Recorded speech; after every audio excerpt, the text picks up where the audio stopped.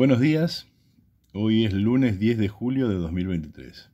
Este es el 16º capítulo de La Sarteli por el Mango.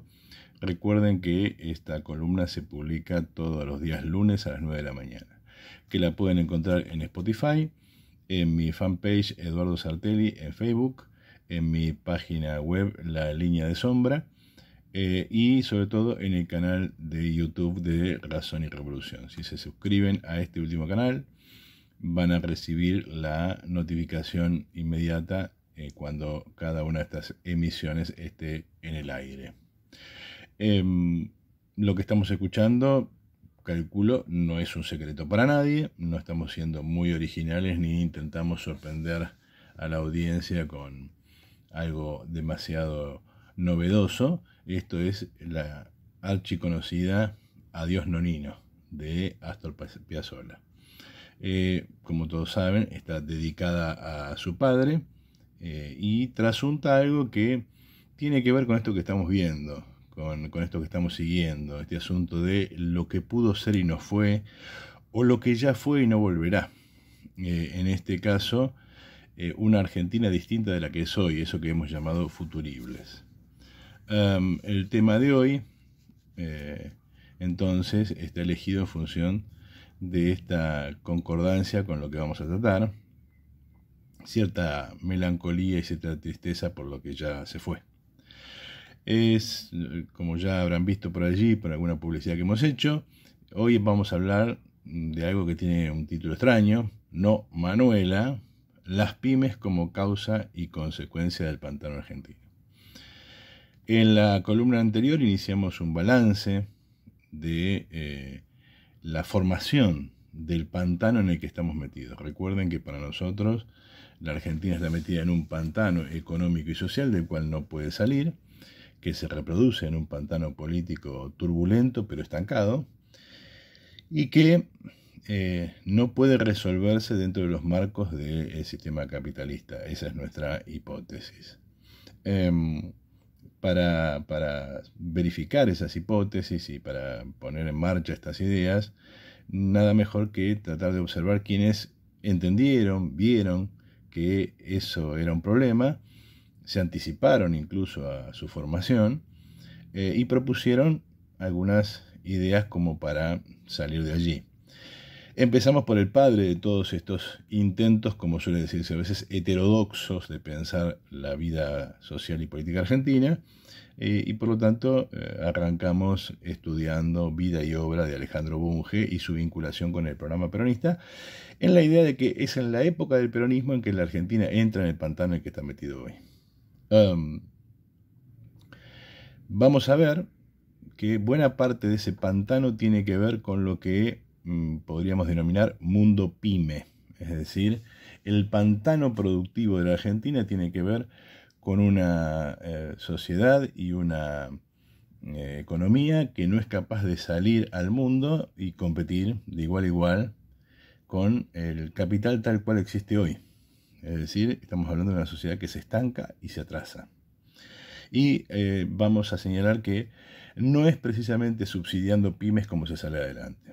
Por lo tanto, hoy vamos a hacer una especie de puente teórico. Vamos a tratar de explicar algunas ideas que son importantes en términos genéricos para poder examinar estas ideas más en el plano empírico, más en el plano de la historia real.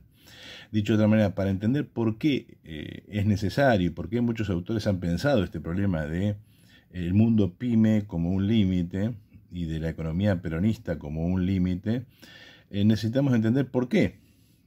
A contrario sensu, sobre todo al contrario del sentido común de ciertas corrientes de izquierda o populares, el mundo pyme no es el mundo que garantiza la posibilidad de un desarrollo social ni político equilibrado, sino que es más bien un collar de calefones, por decirlo en términos poco académicos.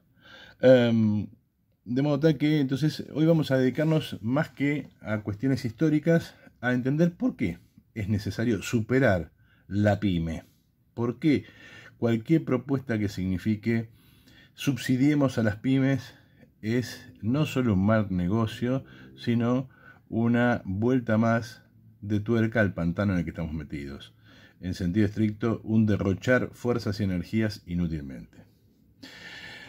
Como saben, nosotros siempre arrancamos haciendo recomendaciones. Estábamos hace rato ya revisando la producción de la Biblioteca Militante de Razón y Revolución de Ediciones R&R, y habíamos arrancado con la colección Básicos del Socialismo. Dijimos que era una colección, digamos, que tenía su peso, que tenía autores muy relevantes.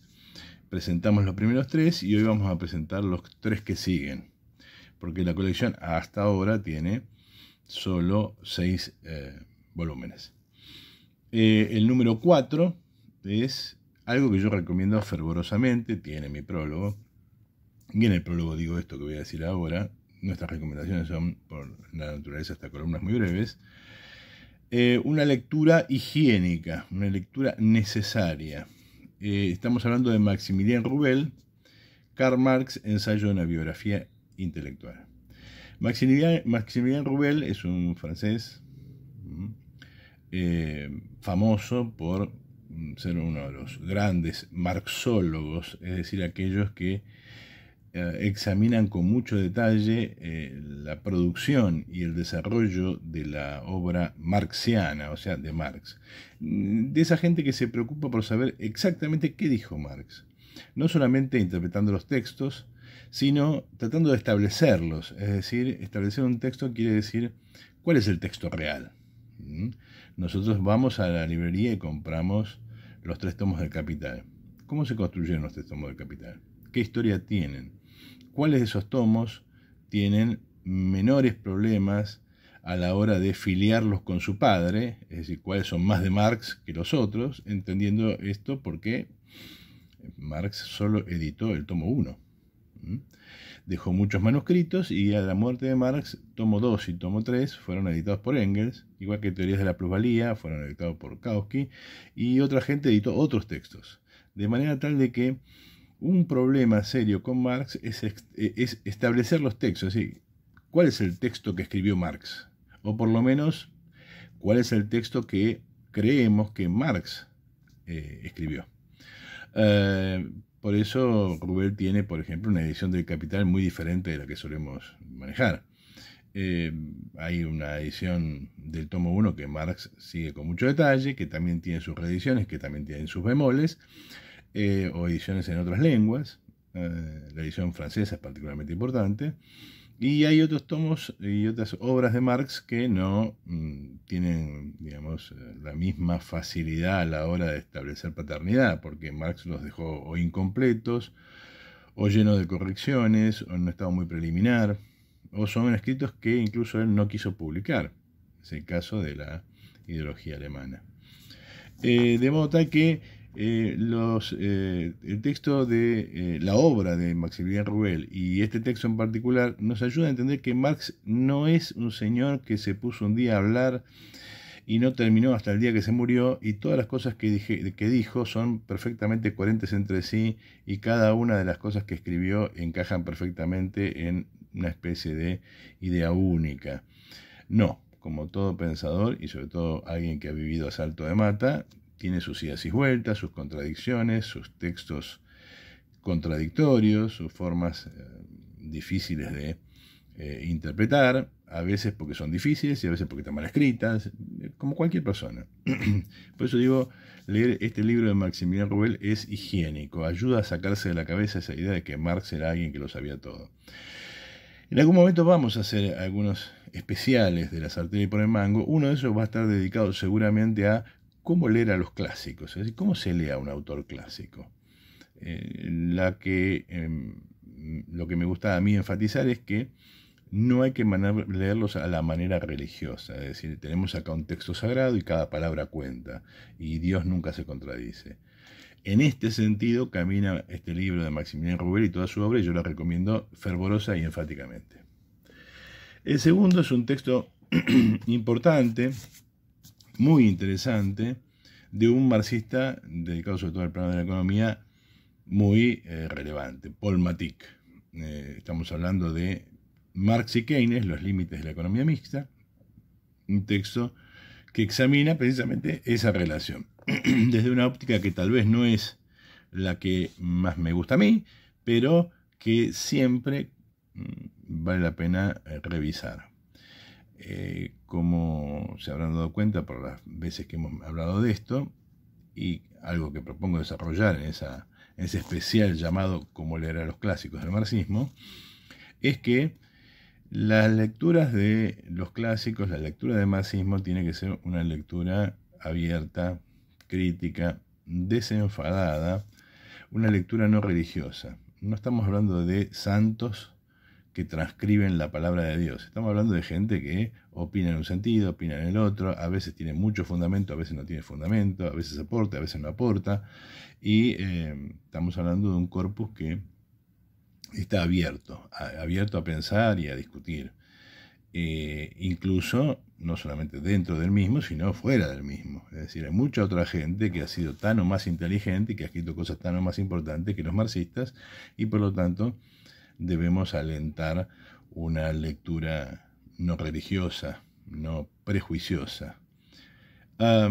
Marx y Keynes, Los límites de la economía mixta, muy buen texto de Paul Matic, un clásico. Un libro hermoso para todo historiador. En la carrera de historia uno aprende que hay libros hermosos y después se da cuenta que no lo son tantos. Y en la vida real, en la vida política, en el conocimiento de la materia histórica, cuando uno sale de la facultad, se encuentra que hay libros que le dijeron o no en la facultad que eran hermosos, si se lo dijeron, siguen siéndolo, y si no se lo dijeron, uno aprende que son efectivamente libros hermosos, libros que enseñan, que valen la pena. Uno de ellos es indudablemente de E.P. Thompson, de Edward Thompson, La formación histórica de la clase obrera inglesa. De otros autores aparecen siempre menciones por allí, uno a veces los lee, no los lee, pero sabe que son lindos libros, y al final tiene que terminar leyéndolos. Uno de esos libros que por ahí uno no lo vio en la facultad, pero que debiera haberlo visto, y que es un libro hermoso para leer, lo presentamos la semana pasada, el de Daniel Guérin, La lucha de clases en la Revolución Francesa. Y este es otro de esos hermosos libros para leer. Se llama Los Jacobinos Negros, de C.L.R. James. O sea, Cyril Lionel Robert James, siempre se le abrevia como C.L.R. James, Los Jacobinos Negros. Es una historia de la Revolución Haitiana. Es una historia de un proceso revolucionario muy peculiar en un país muy peculiar. Yo llamo a leerlo fervorosamente. Es una gran historia de una gran historia. Bien, no quiero dejarlos ir sin una recomendación fílmica como hacemos siempre. Y para este tema que vamos a tratar hoy, esa ambigüedad que nos atrapa a los argentinos, una especie de adoración por lo que pasó y ya no vuelve, una nostalgia por ese pasado, una reivindicación un tanto enfermiza de lo pequeño es hermoso, como diría Schumacher, una reivindicación, si se quiere, como suelo decir yo, hippie del bolsón, que además tiene como contrapartida, va acompañada, forma parte de un debate que en la película se ve muy bien, que es ese afán por la modernización superficial, estilo menemista, una modernización que no lleva a ningún resultado importante, que es simplemente una fachada. No hay una verdadera modernización productiva, hay en realidad un proceso de embellecimiento de la miseria. Bueno, en esa película se ven esas dos propuestas, se ve ese debate, el tratar de hacer miseria virtud y embellecerlo con una propuesta que es falsa, y al mismo tiempo, del otro lado, no tener demasiada solución a eso, ni a la decadencia. Ambas componen las dos caras del pantano. Me estoy refiriendo a Luna de Avellaneda, una hermosa película de Juan José Campanella, muy bien protagonizada y llevada adelante por grandes actores como Ricardo Darín, Valeria Bertuccelli y otros que efectivamente componen personajes que representan esto con total fidelidad. Así que bueno, véanse, si es que no lo han visto ya, Luna de Avellaneda, atravesada por la temática del fútbol, no podría ser una metáfora mejor de la vida política y social argentina. Bien, diciendo esto, vamos a ir a lo nuestro. No, Manuela, no. ¿Cuál es el problema? ¿Por qué hay que decirle no a Manuela? Manuela Castañeira, una militante del Nuevo Más, con mucha prensa, a la que han empujado a la primera línea y le han puesto mucho esfuerzo para lograr transformarla en una figurita pública de su partido. Cuando digo figurita no lo digo en sentido despectivo, está bien, alguien tiene que corporizar las ideas. De modo tal que el esfuerzo por construir una figura pública no está mal. En este sentido, el esfuerzo del Nuevo Más por construir a Manuela Castañeira como una figura, digamos, todavía no muy relevante, por eso lo de figurita, es decir, es un personaje conocido, pero no de la magnitud de otras figuras de la izquierda, y mucho menos de otras figuras, digamos, por fuera de la izquierda. Manuela Castañeira, en un reportaje que se hizo viral, por lo menos un fragmento, gracias a que fue objeto de las pullas y las burlas de gente bastante ignorante, como Eduardo Feynman, señaló como una de sus primeras medidas, en el caso de llegar al gobierno, de ser votada, un aumento salarial de 500.000 pesos para todo el mundo. Estoy citando de memoria. Bueno, no podría discutirlo o no. Lo importante aquí es que los periodistas le preguntan, bueno, pero ¿y cómo hacen las pymes para afrontar esos aumentos de sueldo? Ella intenta una discusión correcta, en el sentido de, bueno, ¿a qué llamamos pymes? Porque guarda que hay empresas que tienen 100 empleados y pueden ser grandes multinacionales, o como ella señaló, pueden tener un fideicomiso en Delaware. Y a esas no habría que protegerlas y en esas no habría que pensar. Bien, los periodistas le dijeron, bueno, no, el kiosquero de la esquina. Y ella contestó, bueno, el kiosquero de la esquina lo subvenciona el Estado. Obviamente gente ignorante como Feynman agarró para el lado de los tomates y pretendió hacerle decir algo que no estaba diciendo. No estaba diciendo que al kiosquero de la esquina le iban a pagar 500.000 pesos, sino que se joda, porque seguro que el kiosquero de la esquina tenía un fideicomiso en Delaware. No estaba diciendo eso. Lo que estaba diciendo estaba mal por otras razones. Por algo que vamos a discutir acá, y que tiene que ver con el corazón de los problemas argentinos. La idea de que el Estado tiene que subsidiar a las pymes, la idea de que las pymes son necesarias al desarrollo nacional, la idea de que la izquierda tiene que tener una consideración particular con el mundo pyme, es una idea desastrosa.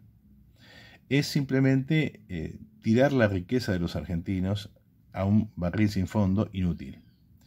Y por lo tanto, a eso, si ese es tu programa, Manuela, a eso te decimos que no. Ese no puede ser un programa de izquierda. Después podríamos discutir de dónde le viene a Manuela esa pasión por las pymes o ese respeto sacrosanto por las pymes. No es que Manuela sea la única representante de la izquierda que sostiene eso. Todo el arco de la izquierda sostiene eso. Las pymes son algo aparte, algo que hay que defender. Como si fueran parte del pueblo o de alguna cosa extraña que por alguna extraña razón necesariamente fueran aliados de la clase obrera o gente a respetar. No. El problema de la Argentina pasa por ahí. Por empezar, digamos que hay un problema aquí de escala. Y esto lo aclaramos al principio. Después vamos a hablar de otras cosas. El problema de escala consiste en este cuadrito que estamos viendo aquí. Es decir, a escala internacional, toda la industria argentina es pyme. Y la escala internacional es la que cuenta. A la escala internacional, una empresa argentina, incluso las más grandes, son empresas minúsculas. De modo tal que si uno fuera a subvencionar pymes, tendrías que subvencionarla todas, que es de hecho lo que sucede. De hecho lo que sucede es que el mundo industrial argentino está subvencionado precisamente porque es pyme, porque no alcanza una escala competitiva a nivel mundial. Estos cuadros que estamos viendo aquí, donde vemos tamaños relativos de empresas argentinas y empresas extranjeras, nos está dando una idea. Cuando uno observa que el tamaño del PBI argentino es comparable a 2 o 3 empresas norteamericanas o europeas o japonesas, lo que está diciendo es, somos un país minúsculo. Bien, no podemos entonces tener en la cabeza la idea de que una parte de nuestra política económica va a ser subvencionar precisamente a las causas del fracaso, porque lo que necesitamos es una economía de escala. La Argentina tiene que reducir la cantidad de empresas. Acá el problema en la Argentina no es que sobran obreros desocupados, el problema es que sobran burgueses, que hay demasiado burgués y que hay que concentrar el capital en pocas manos. Obviamente, como nosotros somos socialistas, queremos concentrar no el capital, sino los medios de producción, en una sola mano, en la mano del Estado. Eso es lo que va a permitir alcanzar economías de escala. Vamos a volver más adelante con esta idea, porque como les dijimos en la charla anterior, esto se va a poner cada vez más complicado. Ahora, esto ha servido simplemente como introducción para hacer la siguiente pregunta. ¿Por qué el problema de la escala es tan importante? ¿Por qué es necesario operar a gran escala? Bien, es muy importante porque vamos a ver que tiene que ver con la lógica de funcionamiento del mundo capitalista, mundo al que pertenecemos y mundo al que, salvo que haya una revolución mundial, y no parece que eso esté en marcha, vamos a tener que pertenecer por un tiempo relativamente largo. Dicho de otra manera, si Manuela ganara las elecciones, ojalá, digo yo, ¿no? Ojalá un agrupamiento de izquierda, sea cual sea, ganara las elecciones, porque significaría que hay un cambio de clima político e ideológico fundamental en la Argentina. Lo digo esto sin ironía. Y eso crearía la posibilidad de discutir muchas cosas, por ejemplo estas. Pero si Manuela ganara las elecciones en los próximos combates en la urna, se enfrentaría a una situación extraña para la tradición a la que ella pertenece, el trotskismo. Llegaría al gobierno sin haber conquistado el poder y llegaría al gobierno sin que hubiera un proceso revolucionario en marcha. Y entonces todas las cosas que Manuela dijo en esa entrevista no solamente son imposibles, sino que son directamente delirantes y harían que durara 5 segundos en el gobierno. Vamos a volver a eso más adelante. Recomiendo este libro que está apareciendo aquí al costado mío, esta costumbre de poner las imágenes de los libros mientras uno habla, que he aprendido gracias a aprender a manejar el programita este que me permite hacer unos videos un poco más decentes ahora. Argentina 2050. En Argentina 2050 explico mejor por qué un gobierno surgido de las urnas al estilo Allende tendría que pensar un montón de problemas más seriamente, y eso no se evidencia no solo en la pobre Manuela, contra quien no tenemos nada en particular y contra quien no queremos cargar las tintas, sino contra toda la corriente a la que ella pertenece, que es hoy la corriente dominante de la izquierda argentina, el trotskismo. De modo tal que no Manuela es el equivalente de no trotskistas.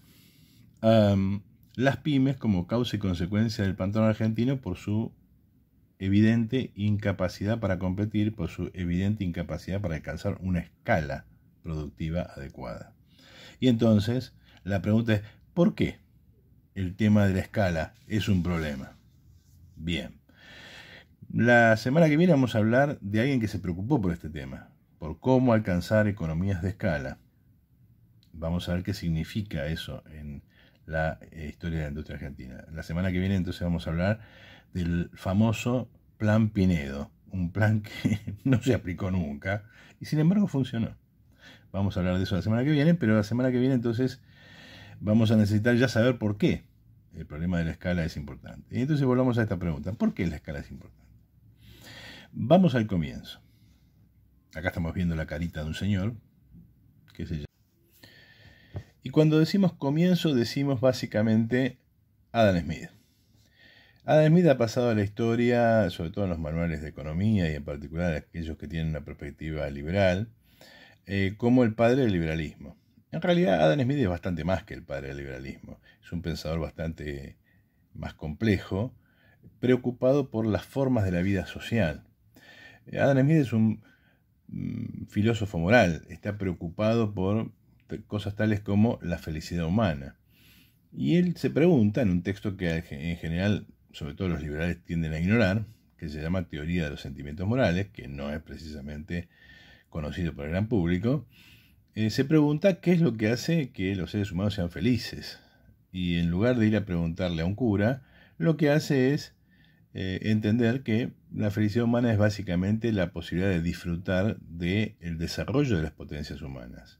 Dicho de otra manera, no hay felicidad humana sin cierto grado de riqueza material. Si yo tengo que vivir esclavizado a la naturaleza, a la necesidad, a la miseria, a la pobreza, evidentemente no puedo ser feliz. Cuál sea el contenido concreto específico de la felicidad es otra discusión, pero está claro que esta base material es necesaria. Adam Smith es un filósofo materialista. Entonces, cuando se pregunta por el secreto de la felicidad humana, Adam Smith se va a trasladar a aquel lugar donde pueda observar cómo se produce esa base de la felicidad humana. Dicho de otra manera, va a ir a una manufactura. Porque si la base de la felicidad humana es la producción de la riqueza social, es decir, una sociedad que haga crecer la riqueza social y ofrezca cada vez más posibilidades a sus individuos, entonces lo que hay que entender es cómo se produce esa riqueza social. Dicho de otra manera, cuál es el secreto de la riqueza de las naciones, en particular de las naciones ricas, es decir, cómo han hecho esas naciones que ofrecen mayores posibilidades de felicidad a sus habitantes. Y tiene a mano, él es escocés, tiene a mano una sociedad muy exitosa en ese sentido, Inglaterra en el siglo XVIII. Es muy exitosa porque Inglaterra, a diferencia de las otras sociedades continentales de Europa, ha logrado superar las llamadas crisis de subsistencia, es decir, esas crisis que se producían cada 2 por 3 y diezmaban la población y sumergían a todo el mundo en la miseria, como resultado de un desarrollo tecnológico muy escaso, muy limitado, y de un crecimiento de la población que, a medida que ocupaba tierras con el mismo nivel técnico, tendía a crear una presión excedente que hacía que tarde o temprano no hubiera tierra para tanto, no hubiera alimento para tantos y por lo tanto la población se desplomara. Inglaterra había superado eso y había iniciado un crecimiento muy visible para la época que la distinguía de otras sociedades europeas. De modo tal que teníamos ahí un ejemplo acerca de la felicidad humana, es decir, un país que era, en términos de Adam Smith, el más feliz del mundo. Entonces, en última instancia, cuando uno se pregunta por la felicidad humana, simplemente tiene que preguntarse, diría Adam Smith, por su base material, y para entender su base material habría que ver la experiencia de aquellos que tienen la capacidad de desarrollar esa base material. De modo tal que una forma muy práctica de entender eso es meterse en una manufactura. Cuando Adam Smith se mete en una manufactura inglesa, el ejemplo típico es la producción de alfileres, encuentra que la manufactura inglesa produce algo que resulta particularmente útil para la explicación que está buscando.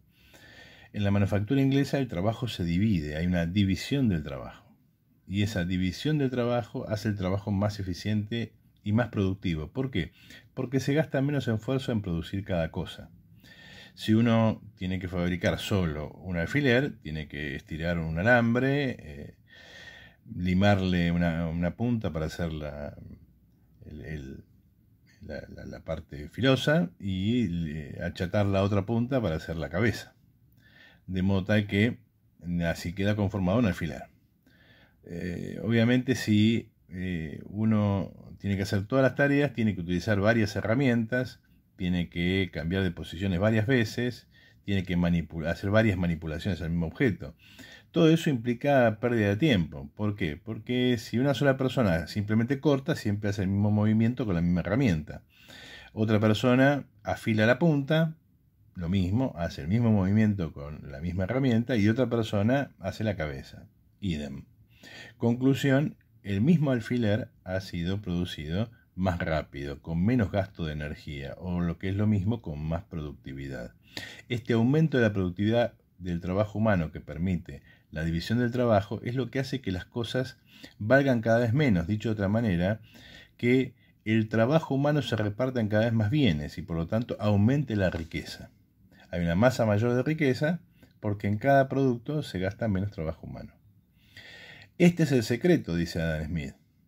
La industria inglesa se lleva todo por delante porque es más eficiente. Y es más eficiente porque divide el trabajo. La división del trabajo es el secreto de la riqueza de las naciones y por lo tanto, la base de una felicidad humana expandida. Ahora bien, ¿qué hace falta para poder dividir el trabajo? Y para poder dividir el trabajo hace falta que el mercado sea lo suficientemente amplio. Si yo necesito un solo alfiler, no voy a juntar 4, 5, 10, 20 personas para que corten un montón de pedazos de alambre, afilen y hagan la cabeza. Con uno solo que haga todo eso es suficiente. Yo no necesito más. Ahora, si el mercado se agranda, ahí aparece la ventaja de la economía de escala. Es mejor, más sencillo, más fácil producir dividiendo el trabajo. Uno puede ver esto fácilmente, de forma intuitiva, cuando se trata, por ejemplo, de ayudar a un amigo a descargar un camión porque se está mudando o cosas por el estilo. Cada uno de los amigos que va al camión vuelve llevando un objeto diferente. Obviamente se gasta mucha energía porque todo el mundo tiene que ir y venir. Ahora bien, si todos nos ponemos en fila india y vamos pasando el objeto de mano en mano, ya se gasta mucho menos energía porque la gente está parada y lo que transita es el objeto. Conclusión, el trabajo va a ser más rápido, más eficiente, la gente se va a cansar menos. Dicho de otra manera, las cosas van a ser más baratas y por lo tanto van a estar al alcance de la mano de gente con menos recursos porque cada una de esas cosas vale menos, contiene menos cantidad de trabajo humano. Es obvio que este razonamiento solo tiene sentido si uno comparte con Adam Smith, con Ricardo, con Marx, la teoría del valor trabajo. En este contexto entonces, esta idea de Smith, esta idea de que necesitamos producir a escala para poder dividir el trabajo y por lo tanto hacer más eficiente la productividad del trabajo, se combina con la idea del liberalismo, es decir, sobre todo con la idea del libre cambio, la idea de que si yo quiero tener un mercado más amplio, es necesario que ese mercado sea lo más grande posible. Y una de las formas de agrandar ese mercado es eliminar las barreras nacionales. Por eso toda gran economía comienza con la eliminación de aduanas. El caso más conocido, si se quiere, porque las ciencias sociales lo vieron en tiempo real, es el caso del Zollverein alemán, del que hablábamos la semana pasada cuando hablábamos de Bunge y Friedrich List. El mercado único alemán, por llamarlo de alguna manera, se construye sobre la base de eliminar aduanas. Y eso no solamente elimina impuestos, sino que además agranda el mercado y hace que más gente participe del mercado. Y por lo tanto le da base a una escala mayor. Si hay una aduana que me frena, no solamente me va a cobrar impuestos, sino que además yo voy a producir para un mercado más chico. Y al producir para un mercado más chico, no va a tener sentido dividir el trabajo o, a la postre, continuar esa división del trabajo con la introducción de máquinas, porque en la medida que yo divido el trabajo se hace más sencillo, trabajos complejos terminan simplificándose y esa simplificación es posible de ser reproducida por aparatos relativamente sencillos, dicho de otra manera, máquinas. El crecimiento en la escala no solamente lleva a la manufactura, es decir, a la producción de tipo artesanal, a la división del trabajo, es decir, el artesano dividido y su productividad multiplicada, sino también a la aparición de instrumentos que hacen eso automáticamente, dicho de otra manera, a la aparición de máquinas. Ya vamos a hablar en algún momento un poco más de esto, porque como les dije, esto se va a ir poniendo más complejo y cada vez vamos a tener que ir entendiendo cosas más importantes. Para lo que queremos saber ahora, por ahora está bien, aunque cualquier especialista que escuchara esto que acabo de decir podría señalar muchas objeciones o hacer muchas acotaciones, pero para lo que queremos saber está bien. Y lo que queremos saber es por qué es necesario que el mercado sea grande, porque si no, no hay escala. Y si no hay escala, no hay productividad. Y si no hay productividad, las cosas salen más caras. Y como las cosas salen más caras, el resultado es que no se le venden a nadie. Esa es la razón por la cual, cuando observamos la industrialización peronista y entendemos que esa es una industrialización mercado-internista, lo que estamos diciendo es que choca contra los límites de su propio mercado, que no puede desarrollar una escala superior y por lo tanto una productividad superior. Para eso debiera agrandar su mercado interno. Recordemos que Bunge decía, bueno, desarrollando el interior de la Argentina, recuerden ese mapita de la Argentina como un país abanico, tenemos ahí mucho mercado interno para crecer. O también señalaba, creando la Unión Aduanera del Sur, tenemos mucho mercado interno para crecer. De hecho, el Mercosur es un intento de agrandar la escala para que la nueva productividad del trabajo que requiere, que es capaz de producir y que requiere, por lo tanto, como mercado de escala, la industria automotriz, quepa. Y entonces necesitamos el Mercosur, porque de esa manera podemos tener algo parecido a la industria automotriz. Una industria automotriz limitada al mercado interno argentino es absolutamente ineficiente. Bueno, lo que observamos la charla anterior es que en la propuesta de Bunge estaba contenido uno de los males, con ciertas limitaciones, vamos a verlo, uno de los males de la industrialización peronista, una industrialización mercado internista, una industrialización que choca contra sus propios límites. Vamos a ver entonces que se gesta allí un problema. El problema es, esta industria no puede competir en el mercado mundial. Y como no puede competir en el mercado mundial, no puede, de ninguna manera, desarrollar las fuerzas productivas. Y como no puede desarrollar las fuerzas productivas, dicho de otra manera, no puede desarrollar las potencias humanas en este lugar llamado Argentina, no puede permitirle a los argentinos que vivan con mayor cantidad de riquezas, o lo que es lo mismo, no le permite a los argentinos desarrollar sus propias potencias. No solamente eso, sino que como el resto de los países del mundo lo hacen, los argentinos se atrasan. Y por lo tanto, en la medida que se atrasan, se van quedando relegados en esa carrera. O lo que es lo mismo, se empobrecen. Y como se empobrecen, son infelices. No es extraño que nos volvamos a encontrar después de Perón a Adam Smith. Porque este es el problema central del asunto que estamos discutiendo. ¿Cómo hacemos para multiplicar la productividad del trabajo argentino? Y logramos que el trabajo argentino valga más, que el trabajo argentino sea mejor remunerado, que el trabajo argentino sea la base de una mayor cantidad de riquezas a disposición de esta población. Bien, si este es el problema, entonces veamos un poco más cómo afecta a la Argentina. Dijimos, el capitalismo es una sociedad donde domina la competencia. Algunos me van a empezar a hablar de monopolios y ese tipo de misticismos medievales en los que cree la izquierda argentina, pero vamos a dejarlo por ahora así. En el mundo capitalista los monopolios no son una realidad permanente. En el mundo capitalista domina la competencia. Alguien me lo va a objetar y yo voy a decir, espere a otra columna. Lo que es importante entonces aquí, que todos los países son como empresas que compiten en un mercado. Es decir, en el mercado mundial, cada país va a intentar imponer sus mercancías a otros. Si lo logra, conquista más espacio, aumenta su escala productiva, aumenta su productividad y por lo tanto aumenta su capacidad de competencia.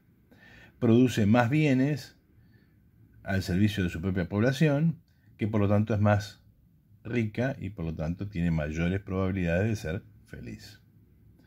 Bien, desde el punto de vista liberal eso se consigue entonces rompiendo barreras, es decir, destruyendo límites a la acumulación de capital. Por eso una solución típica de los liberales es la apertura económica. El problema de la Argentina es que hay que abrir la economía. Abriendo la economía, entonces adquirimos economías de escala y al mismo tiempo desarrollamos las potencias humanas propias de la sociedad capitalista en la Argentina y hacemos más feliz a su población. Esto, digamos, está apoyado en una teoría debida a David Ricardo. La teoría del comercio internacional de David Ricardo sostiene que efectivamente el liberalismo hará la felicidad de todos e igualará a los países, o sea, hará que los países, aunque arranquen en posiciones diferentes, unos sean más desarrollados, otros sean menos desarrollados, terminen arribando al mismo estadio de desarrollo todos juntos. Esto se explica fácilmente según David Ricardo. Acá vemos un cuadrito donde tenemos el ejemplo clásico que pone David Ricardo, dos países diferentes, Portugal e Inglaterra.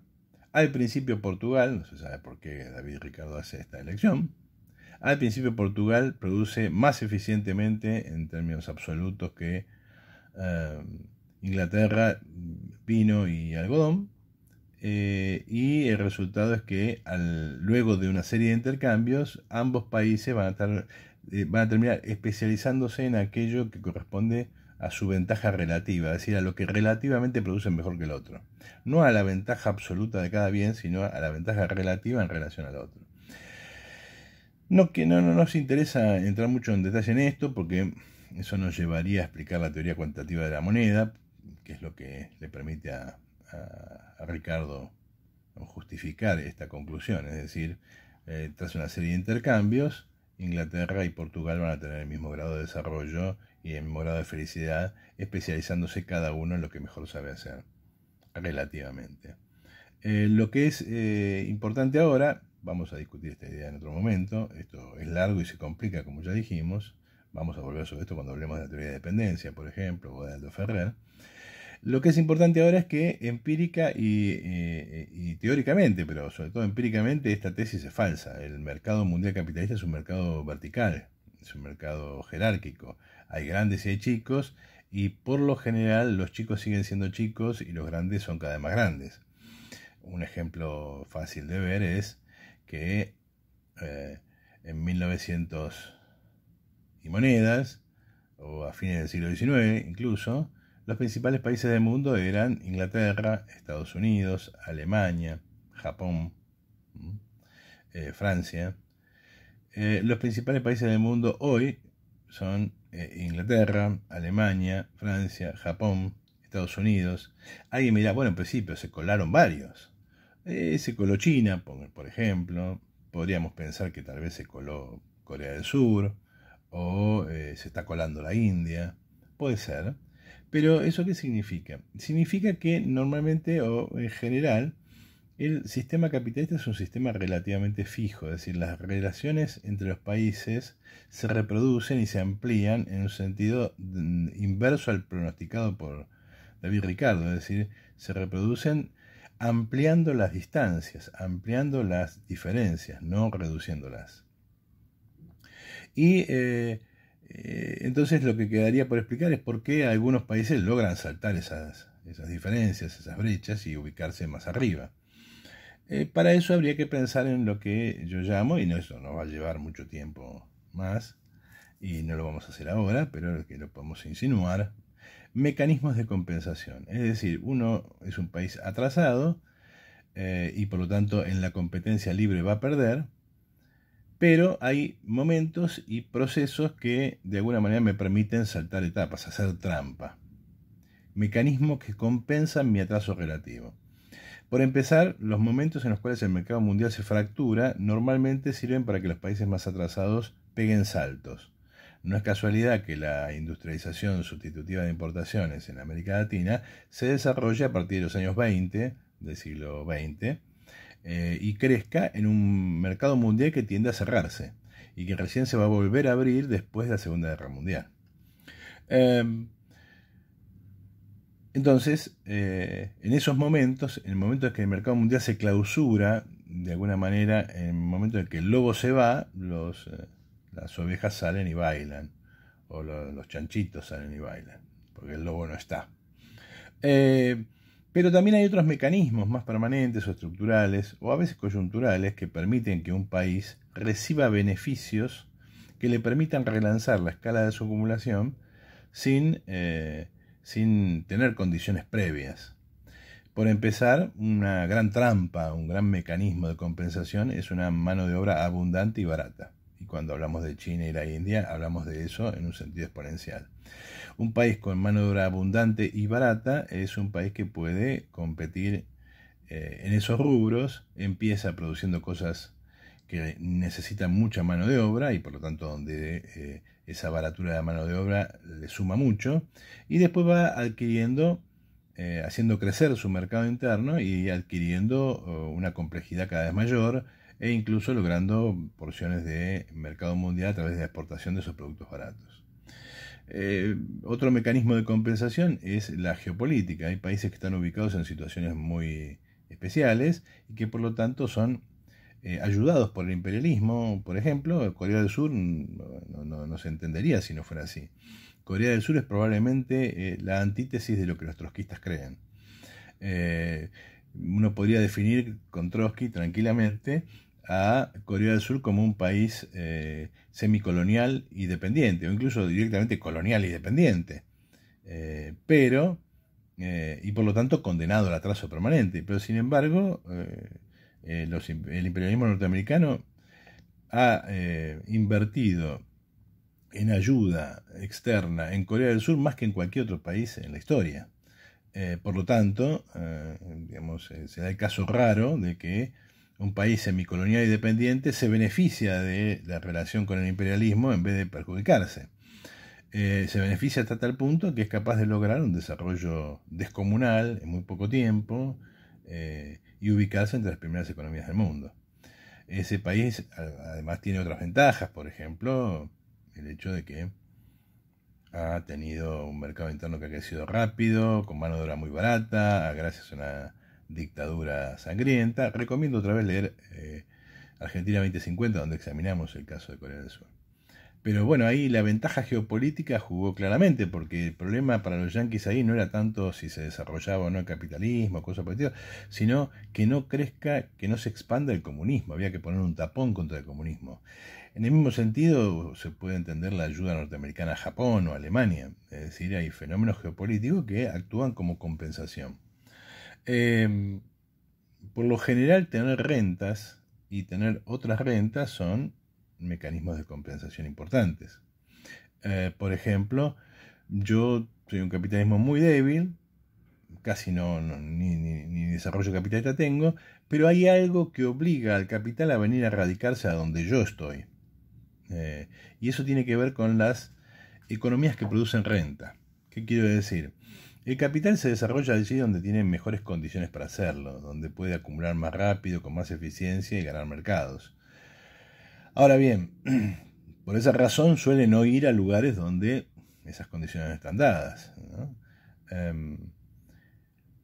Ahora bien, si quiere explotar ciertas cosas, porque esas cosas tienen demanda en el mercado y por lo tanto sus precios son altos y ofrecen posibilidades de ganancia, hay ciertas cosas que lo obligan al capital a migrar. Por ejemplo, la producción minera. Uno puede tener un país muy desarrollado, con mucha eficiencia, con transportes muy baratos, donde la acumulación de capital es muy segura, donde hay bancos que te prestan plata, pero si uno necesita producir y sacar petróleo, tiene que ir donde el petróleo está, aunque sea en el medio de la selva colombiana, con guerrillas que cada 2 por 3 le meten una bomba a los gasoductos. Bueno, el problema es que el capital tiene que ir ahí porque el petróleo está ahí. Dicho de otra manera, las economías que ofrecen renta, como las economías mineras o como las economías agrícolas, atraen capital simplemente porque la única forma de utilizar un medio de producción particular, como todo aquello que está en la tierra o bajo la tierra, es desplazándose hacia ese lugar. Eso es lo que explica que los capitales migren a países como la Argentina, como Australia, como Canadá, etcétera, como Estados Unidos. Y por lo tanto eso ayuda al país a salir adelante. Un país que puede haber perdido una posición importante puede recuperarla si descubre, si encuentra un mecanismo de renta en su propio territorio. El caso es, en algún momento vamos a hablar de las experiencias con las cuales se suele comparar a Argentina, es el caso de Australia. Australia digamos, podría haberse hundido en la producción agropecuaria como la Argentina, porque no se puede mantener millones de personas con vacas y cereales, en el caso de Australia con ovejas y cereales, pero descubrió importantes yacimientos de hierro y eso le permitió engancharse a la economía japonesa después de la Segunda Guerra Mundial, y eso le dio un segundo aire a la economía australiana. No es que los australianos son tan astutos que hacen cosas que nosotros no podemos hacer, simplemente tenían un bien de renta que le permitía atraer capital y desarrollar la acumulación de capital en su propio territorio. ¿Cuál es el mecanismo de compensación de la Argentina? Que hace que la Argentina, siendo un país chico, tardío y atrasado, en algún momento vamos a explicar con más detalle por qué la Argentina, decimos que la Argentina es chico, tardío y agrario, ese país haya podido desarrollar una economía de tamaño medio, nada despreciable, con un grado de desarrollo industrial nada despreciable. Porque, aunque nosotros decimos que la Argentina es un capitalismo chico, no nos referimos a capitalismo chico en relación a los grandes capitalismos del mundo. No nos referimos a Haití, por supuesto. Siempre hay más chicos que uno, pero el tema es que, comparado con los grandes capitalismos mundiales, la Argentina es un capitalismo chico. Insisto, en alguna columna especial hablaremos de esto. Insisto con esto, si están interesados en algún tema en particular, pónganmelo en los comentarios y entonces eso me va a obligar a desarrollarlos. Entonces, la Argentina es un capitalismo chico, tardío, agrario. ¿Cómo es que pudo desarrollar un mercado interno importante y llegar a tener un PBI per cápita muy elevado, como ya lo hemos visto? Porque tenía un mecanismo de compensación. Ese mecanismo de compensación era, por un lado, la producción agraria, es decir, vamos a hablar bien de renta absoluta, renta diferencial, una serie de conceptos que ahora no podemos desarrollar, pero esa producción agraria le permitía atraer capitales, es decir, tienen que venir acá si quieren criar vacas, tienen que venir acá si quieren criar ovejas, tienen que venir acá si quieren sembrar.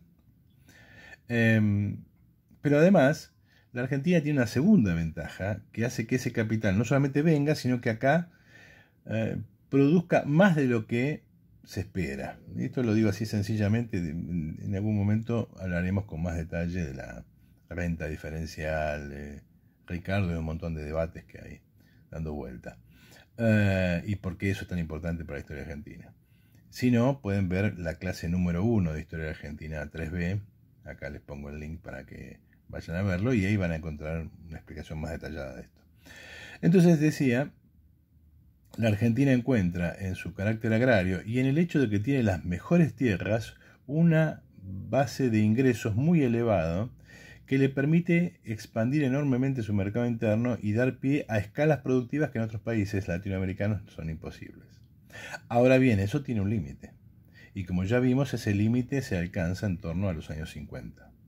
Dicho de otra manera, la Argentina ha ido expandiendo la base de su riqueza material, es decir, ha ido expandiendo su mercado interno y por lo tanto sus economías de escala, gracias a la presencia de un ingreso particular, eso que llamamos renta diferencial, que opera como lo que aquí hemos llamado un mecanismo de compensación. Es decir, nacimos chicos, tarde y una base agraria, pero esa misma base y sobre todo las cualidades de esa base agraria son las que nos permitieron desarrollar una economía con una complejidad importante.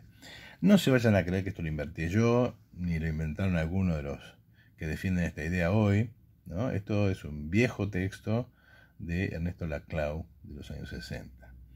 De todas maneras, volviendo entonces a lo nuestro, hasta 1950 la renta compensa, permite que la Argentina se expanda. Después tiende a agotarse.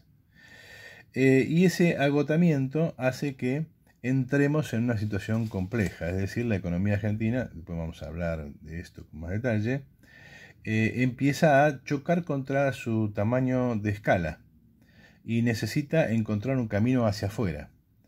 Que el problema es que para encontrar un camino hacia afuera es necesario aumentar la escala, o lo que es lo mismo, liquidar pequeñas y medianas empresas y tener empresas cada vez más grandes, que puedan hacer inversiones a escala internacional. Y además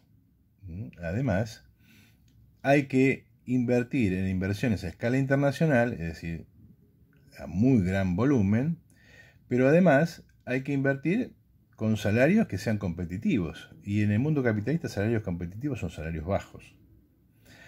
Vamos a ver que el Plan Pinedo tiene que ver con esto. Recordemos aquí que una de las diferencias entre Bunge y el peronismo, en la tradición peronista, era que para Bunge los salarios no tenían que ser altos. En cambio, el peronismo se ve obligado a hacer subir los salarios. Y entonces veamos este cuadrito que estamos viendo aquí. Primera cuestión. Desde los años 30 y en particular con mucho énfasis durante la Segunda Guerra Mundial, suceden varias cosas que van a llevarnos al pantano. Por un lado cae el intercambio internacional, es decir, los países se cierran sobre sí mismos, ¿no? Cada país tiende a crear su propio ámbito. Pensemos en la Commonwealth inglesa y los pactos de Ottawa. Pensemos en el mundo del área del dólar, el área de la libra, el área del marco alemán, etcétera, etcétera, etcétera. Cada país poderoso, capitalista, en sentido capitalista, tiende a cerrarse sobre sí mismo y a crear un área protegida. Y se desarrolla en los países centrales un proteccionismo agrario que tiene como consecuencia en la periferia un proteccionismo industrial. En el caso argentino, y sobre todo durante la Segunda Guerra Mundial, mejora mucho lo que Prebisch va a llamar los términos de intercambio, es decir, lo que vende la Argentina es muy caro, los alimentos, pero al mismo tiempo no los puede cobrar. La Argentina se transforma en acreedora del mundo, en particular de Inglaterra, pero esa creencia no la puede utilizar porque las divisas están bloqueadas, estos países no las habilitan. Y la Argentina crecientemente desarrolla una industria que necesita bienes industriales que esos países, como Inglaterra, no pueden proveer. De hecho, la Argentina empieza a transformarse en un país dependiente de las importaciones norteamericanas porque son los norteamericanos los que proveen la tecnología y los bienes industriales básicos para expandir la producción local. Conclusión.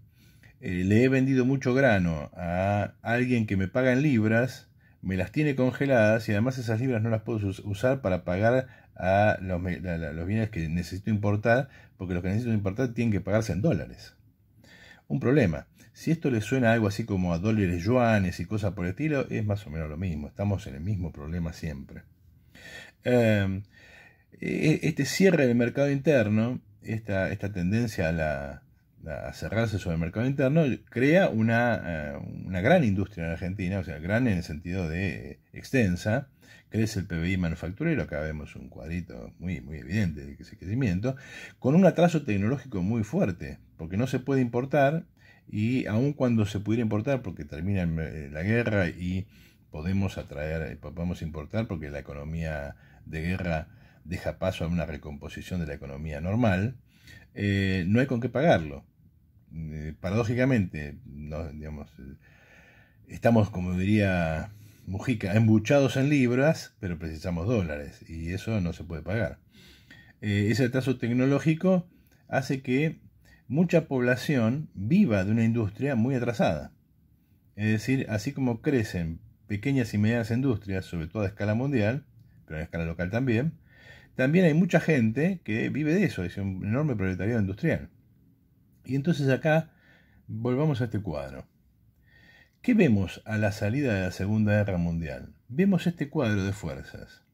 Por un lado vemos gente que, por una serie de transformaciones que en algún momento nos ocuparán y estudiaremos, cree que se puede vivir autárquicamente, o como falsamente se le atribuye a Aldo Ferrer, vivir exclusivamente con lo nuestro. Hay, sobre todo en el mundo militar, piensen que en esa época los militares están preocupados por el desarrollo industrial por cuestiones de seguridad. Estamos hablando del mundo que va entre la Primera y la Segunda Guerra Mundial. Y entonces hay autores como General Luis Vicat que dicen, bueno, tenemos que desarrollar una economía autárquica. Tenemos que vivir prácticamente encerrados en nosotros mismos. Hay otros que tienen las mismas preocupaciones, pero ofrecen un nacionalismo moderado, es decir, tenemos que crear nuestra propia economía, pero no podemos ser autárquicos. Tenemos que ser nacionalistas, tenemos que desarrollar el mercado interno y por lo tanto tener una política casi se diría neomercantilista, pero no podemos apelar a la autarquía. Ese nacionalismo moderado lo vemos en militares como Savio o en el que vimos la semana pasada, Alejandro Bunge. Al mismo tiempo, como resultado de las transformaciones de la vida social y política argentina, hay un enorme peligro, y eso es desde la Primera Guerra Mundial y desde la Semana Trágica, es típico del pensamiento peronista. Lo que encontramos es todo un nacionalismo con preocupación social, es decir, esto va a explotar y va a venir el comunismo. Eso es lo que Perón tiene en la cabeza básicamente, y con Perón toda la iglesia. Ya vamos a hablar de esto. Por lo tanto, se trata de un país autárquico, de un país, o por lo menos un nacionalismo moderado. Perón es más bien un nacionalista moderado, pero se trata sobre todo de un país alejado del comunismo, o sea, un país que, como viene explicando la iglesia hace rato, tiene que desarrollar cierta conciencia social, tiene que establecer ciertas políticas de conciliación de clases. Obviamente, a la salida de la Segunda Guerra Mundial hay gente que necesita ser protegida porque vuelve la competencia mundial y lo que ha surgido acá es una industria muy ineficiente. Conclusión, si no protegemos esto desaparece.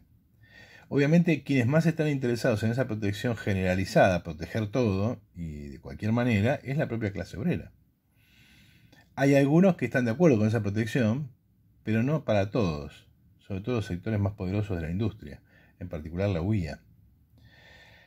Hay algunos que incluso dicen, bueno, sí, protejamos a algunos, pero sobre todo a las industrias naturales, o sea, aquellas que no requieren ciertas subvenciones, porque esas subvenciones van a llevar a un estrangulamiento del sector externo, porque cada vez que queramos importar vamos a precisar divisas, y esas divisas solamente vienen por el campo. ¿Les va sonando esto? ¿Les va sonando a cada vez nos enterramos más en esta dicotomía campo-ciudad? Bueno, obviamente siempre está la burguesía que dice hay que eliminar todas las retenciones, hay que eliminar todas las distinciones, hay que eliminar cualquier, digamos, protección a la industria, porque esa protección a la industria la paga el campo.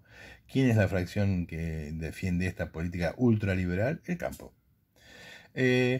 Conclusión. Hacia fines de la Segunda Guerra Mundial se va armando una serie de alianzas sociales que, si las ven en este cuadro, van a ver que más o menos fluctúan entre el nacionalismo con preocupación social y la protección generalizada de la UIA. Es decir, eso que llamamos alianza peronista. Eso que está en el centro de este cuadro es lo que llamamos el pantano. ¿Por qué? Porque a partir de ahora lo que vamos a ver es un conjunto de fuerzas sociales que no puede superar los límites del capitalismo argentino, no puede aumentar la escala, no puede producir más riqueza, no puede, por lo tanto, asegurar la felicidad, pero que es tremendamente poderosa, porque es el corazón de la vida social argentina. Ahí está el núcleo de la sociedad argentina, ahí está el conurbano de Buenos Aires, ahí está la industria de sustitución de importaciones, ahí están las pymes. Ese es el vórtice por el cual se evaporan la deuda externa, las devaluaciones, la renta agraria, es decir, todos los mecanismos con los cuales el capitalismo argentino busca compensar su atraso relativo y obtener algún ingreso extra.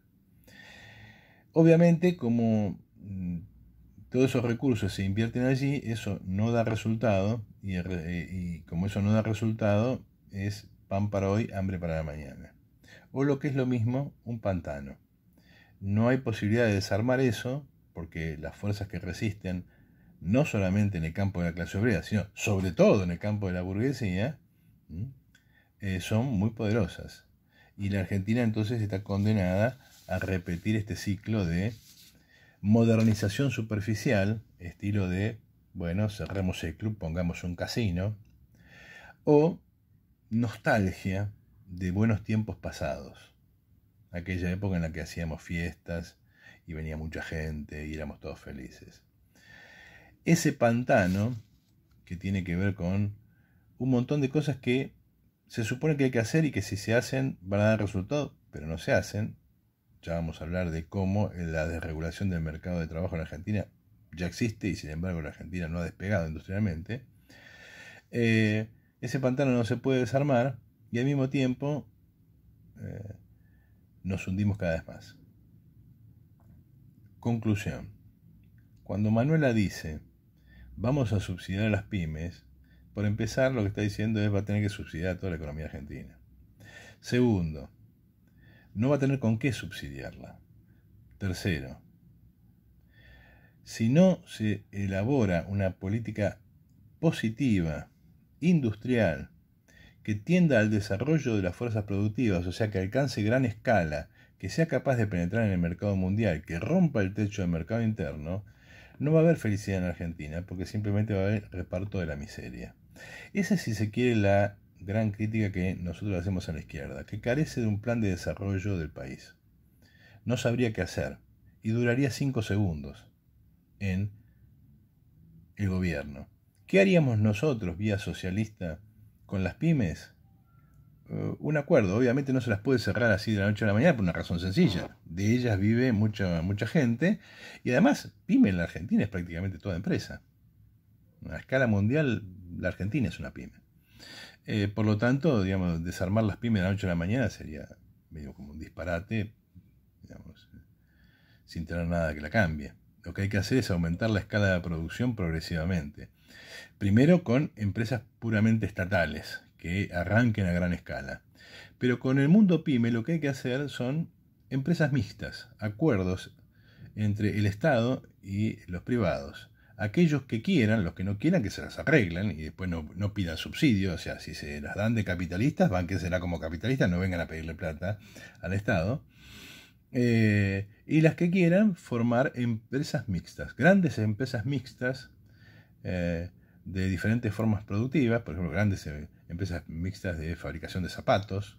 El zapato en Argentina, sobre todo el zapato de mujer, que tiene cierto mercado internacional, está desparramado en miles de pequeños tallercitos, y hacerlo a gran escala, mitad del Estado, mitad de los privados que participen.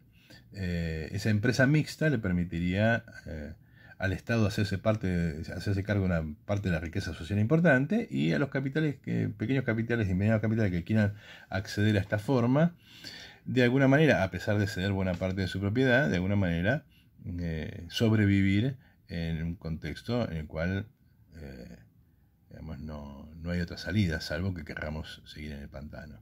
Entonces, antes que negar la existencia del problema PYME, suponer que los que tienen 100 hectáreas, perdón, de 100 empleados, en realidad son grandes empresas escondidas, o antes que proponer aumento de sueldo disparatados que no tendrían ningún sostén, lo que habría que hacer es pensar formas productivas que hagan que la producción en la Argentina aumente, la productividad aumente, la escala aumente, la base material aumente, y por lo tanto haya mayores posibilidades de desarrollo de la felicidad humana.